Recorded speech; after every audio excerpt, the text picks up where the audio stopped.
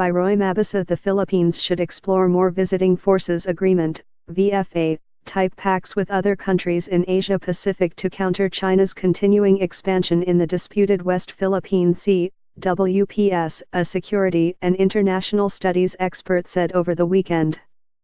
Scarborough Shoal, Irwin G. BELEO/Manila Bulletin File Photo. Speaking at the Albert Del Rosario Institute, ADRI, Roundtable Discussion, Drive.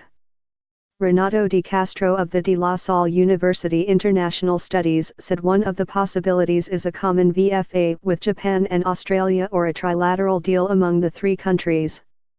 Japan and Australia hold a common view on the importance of encouraging third countries in playing active roles in regional security and the need to develop closer ties with them, Di Castro added.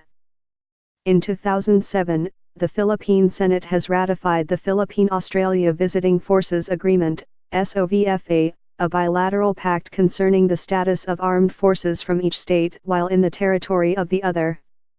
The agreement was signed in Canberra, Australia on May 31, 2007 by then-President Gloria Macapagal-Arroyo and former Australian Prime Minister John Howard. One variation, Di Castro points out, is for the Philippines to consider either negotiating or signing a separate VFA with Japan, or it may extend its existing VFA with Australia to include Japan. Another arrangement is something like the Democratic Security Diamond, an informal partnership among Australia, Japan, India, and the United States, which Di Castro said could help the Philippines enhance its maritime capabilities and contribute to the establishment of a rules-based order in the region. For its part, the ADRI said the Democratic Security Diamond is relevant to the Philippines in order to develop and enhance its maritime capabilities in the face of China's expansion in East Asia.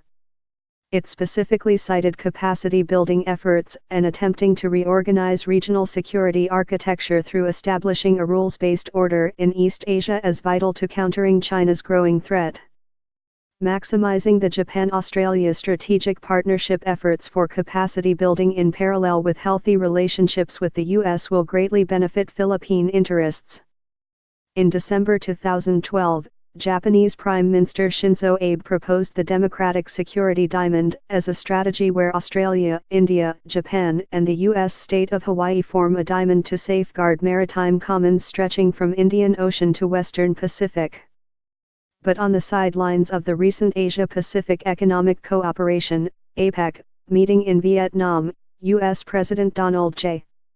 Trump put forward a broad vision of an Indo-Pacific Dream, a post-pivot to Asia strategy that would also include the participation of Japan, India, and Australia.